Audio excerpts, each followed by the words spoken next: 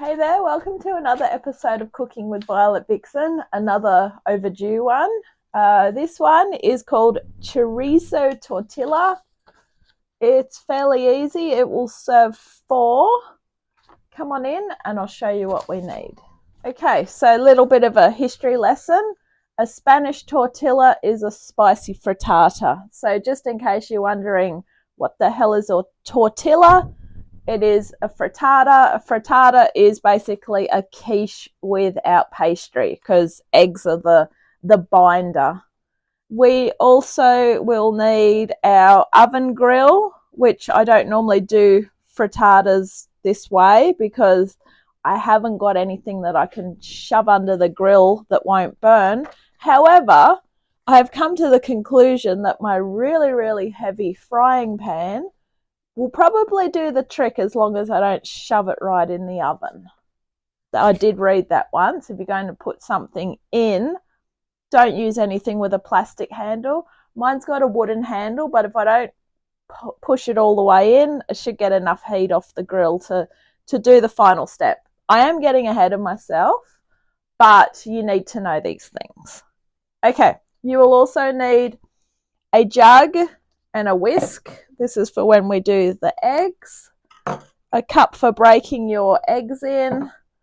A stirring stick. As I mentioned, a very heavy frying pan or something that you can put in the oven after. I also need 2 tablespoons of vegetable or canola oil. I am going for canola oil because last adventure when I needed vegetable oil, I was getting very low on it. And when I priced it, it was very expensive considering I don't use much vegetable oil because I mainly use olive oil. So I'm going with canola oil because that's what I've got the most of. 300 grams of red potatoes, unpeeled, cut into 1.5 centimetre dice.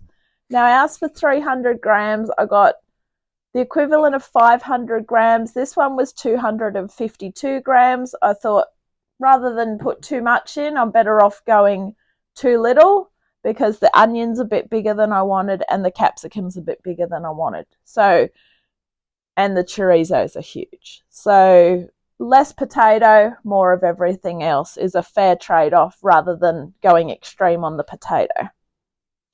1 small red capsicum, quartered. So quartered obviously is cut it down the middle into quarters and then into slivers.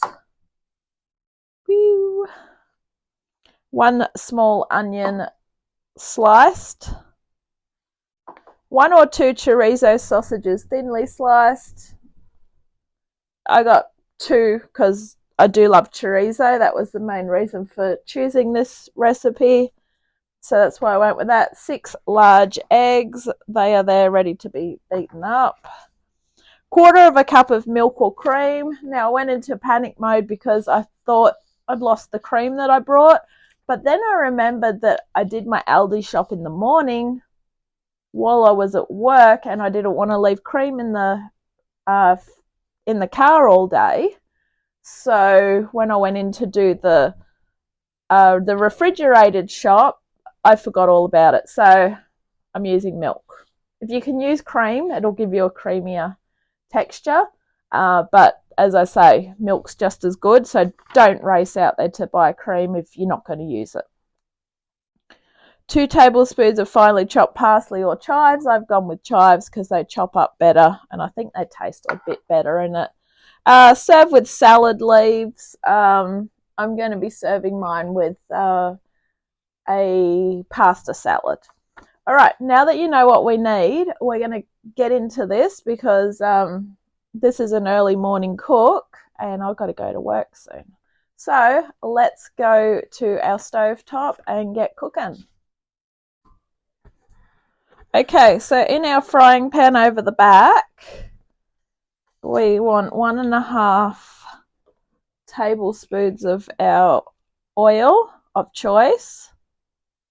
Once again, if you want to use vegetable oil, you could use vegetable oil. If you want to use canola, use canola. There's no right or wrong answer in this one. It's just a matter of what you've got on hand. That's also another good thing about frittatas / quiches and things like that. you generally make them with what you've got on hand, meaning you're not going out and buying a lot of ingredients unnecessarily, because the whole idea is to actually use them up. I mean, a lot of times these sorts of recipes are things like, I'll give you an example. One in the same book I've got is called roast vegetable frittata. They're not telling you to go out and buy vegetables and roast them. They're telling you how to use up your roast vegetables so that you don't end up with a lot of leftovers. Leftover roast vegetables are awesome anyway. Okay, so we're going to fry these for about 6 to 8 minutes. And then we're going to remove them to a plate or a bowl. So best way to remove a lot of things like this is with a spoon like this. And then we're going to do the rest. So get frying. Yes, that one is on. Oh dear. All right. Waiting for the pan to sizzle. Okay, when about 6 to 8 minutes is up, grab your slotted spoon and something to put your potato in. Now I have turned my grill plate on, or my oven grill on, because I very rarely use it. It takes a million years to heat up. So I'm trying to get it on the hot side. Okay, once you got that potato out, including that renegade one, grab the canola oil back over. Oh shit, I put it away. That's me trying to clean up as I go. Pop another half a tablespoon in. Try not to kill everything in your pantry on the way through.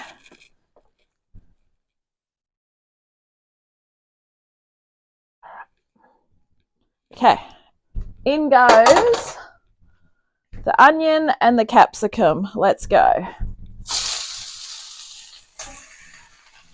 Now I'm going to turn this down because I only kept it hot because potatoes take forever to cook. These need about 5 minutes to cook. So the pan is ultra hot now. Pop your timer on for 5 minutes and just keep giving it a stir as you go. You want to sort of try and break the onion up into rings. And you want to also be trying to keep, with this particular part when you're done, you want to try and keep everything pretty flat and evenly spread, because this is going under the grill. So we want it to look as even as we can. Otherwise, someone's going to get a crap ton of onion and no capsicum, and vice versa. Okay, when that 5 minutes is up, chuck your chorizo on top. Once again, just try and keep stirring it as you go. Now, while this part's going on, we're going to grab the jug, the whisk, the cup, and the eggs and mix those together. So let's go do that now. Come on. So into said jug is going the cups, eggs one at a time.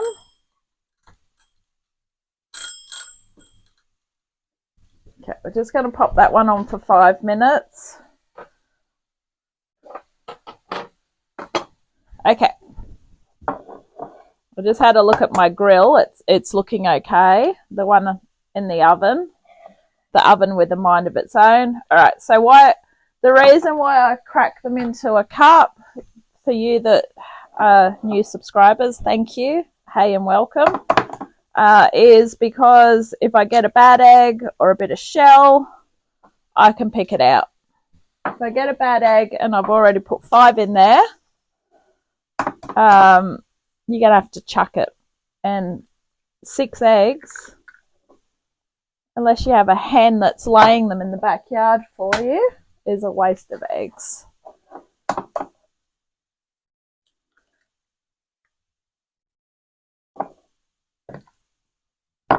Otherwise, I wouldn't be worried about, cracking them together. So there's certain rules that you need to follow when you're cooking, and this is my rule, mainly because, as I say, who wants to be throwing out 5 eggs because the last one's a dud? All right, beautiful. There's 6 in there. They're having a party. Just got to go give the chorizos a quick stir through.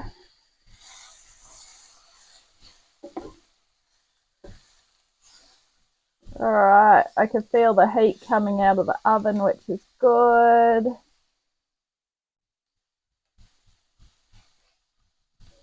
Not in the summer, but we're not in the summer just yet. Okay.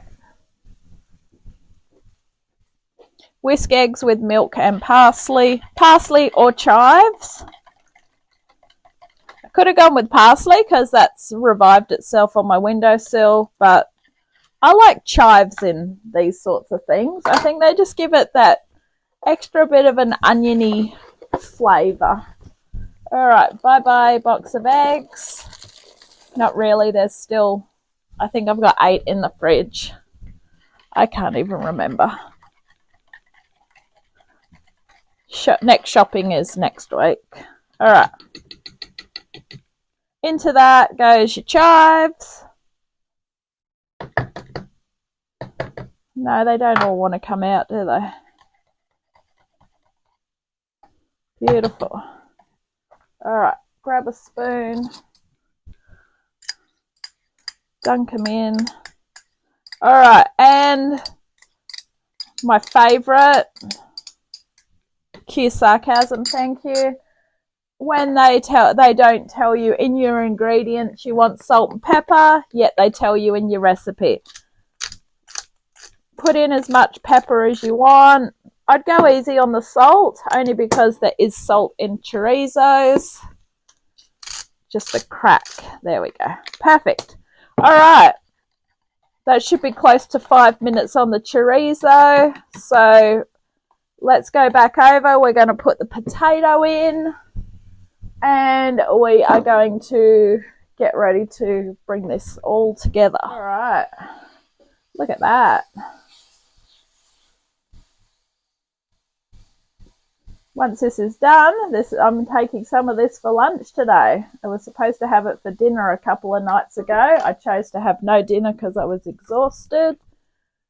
So yeah. All right. So in goes our potato. And then we're going to put this straight on top. Okay. I have read my recipe, but because I'm in a tired mode and it's going to be a hell of a long day, I have to keep rereading things. It's not a bad thing. If you've got a recipe in front of you, keep rereading it. If you're winging it and you think you know what you're doing, just have a stop and think, just to make sure that you don't end up with a ingredient left out of it. I've done that a couple of times, and then you're looking at it and you're going, why have I still got this left? All right, this goes over the top. So now it resembles a omelette. So what we want to do now is we're going to mix it. Cook without stirring for 10 minutes until egg is almost set. I don't really want to mix it too much. Now is the essential time to have our timer on because we don't want to be touching it. But the reason why we're sort of doing this now is this is how our picture's going to set. So you got to think, you don't want all the chorizo down one end and all the capsicum up the other. So that looks pretty good. Pop your timer on for 10 minutes and try not to touch it. Admire it, but don't touch it. Okay, so if you feel like it's taking forever to set, it probably is. I've turned it up a little bit higher. Just stab at it. It is starting to set. So think of jelly when it's almost set. It's setting in the middle, because the reason why we want it to be pretty much set is because we're only sticking it under the grill for 30 to 60 seconds. Now, 30 to 60 seconds is not going to set it really quickly. What it's going to do is it's basically going to ensure that it is set, and it will brown it off slightly. So we're not relying on the undergrill to cook it, we're relying on it to brown it. So if you need to give it another 5 minutes above that that initial 10, which I'm doing, crank it up a little bit higher and do that, but don't be tempted to stir it. Okay, so I've just given it a little wobble, and it's almost set. So we're going to move it under the grill now. So take a step back and let's go under the grill. So you want to stick it under there about that high from the top. No measurements required here. So that's where my oven is set anyway. So do not stick the wooden handle underneath. So in we go. Looks like I'm making pizza. Okay. So that is under the element that way. So about a minute. And we've got to make sure that it's cooked. You can't see anything in there. It's literally like looking in a cave. So about a minute, count to about 60, and then we're going to check it out and see what it looks like. It then tells us to stand it for 5 minutes before we cut it. Believe me, I'll be standing it for quite a bit more than 5 minutes, but I want to make sure that it is set. I can hear it sizzling away, which is good. And this is the first time I've ever actually done this, because I've always been a bit scared to do this with the sticking things under the grill. But I can hear it sizzling. I have had my grill heating up for quite a while, because it always does take it a very long time to get it going, because I very rarely use it. And normally I get like a smoky smell coming off the element, because I very rarely use it. So it was good for me to be running it for quite a while to get it really on the hot side. So basically what we're doing is we just got to make sure that it's all set. And this is obviously cooking it from the top to the bottom, whereas on the hot plate we was cooking it from the bottom to the top. There's no cheese in it, so we're not melting cheese. Normally what you do with most things at this last step is you would be putting cheese on top and melting it, but this isn't the case with this one. Let's just see how we're looking. Look, just a little bit more and we're done. And that's probably the part that I don't want to put under as much, but there is heat there, believe it or not. There's a lot of heat in there. So I'm going to give it like another minute. Then I'm just going to take it out, because it will probably keep cooking while it's setting. And if I actually put it on the hot plate that it was on, it would technically still be cooking anyway. All right, so let's do the countdown. 10, 9, 8, 7, 6, 5, 4, 3, 2, 1. Are we done? Pretty much. All right, I'm going to leave it at that. It looks like a pizza. Okay, don't forget to turn your grill off. Safety first. All right, leave that stand for 5 minutes before you cut it. As I said, I've popped it back on the grill plate. There is a little bit that looks underdone, but my theory is that is going to set as we go. You'll cut that. You're looking at my tea towels and my stove there while I'm talking to you. You will cut that into 4. So I don't need to tell you how to cut things into 4 unless you're special, which you probably are because you're watching me. Thank you. Cut it into 4, serve it up, enjoy it. We look like we're not quite cooked here, but as I say, we're cooked here, so we're fine. If it's a little bit watery, when you go to warm. You can have it cold, hot or cold. I would probably warm it up, and then that will ensure that it is all cooked through. So thank you for watching this episode of Cooking with Violet Vixen. This has been chorizo tortilla. Enjoy. I'll catch you on the next adventure. Bye.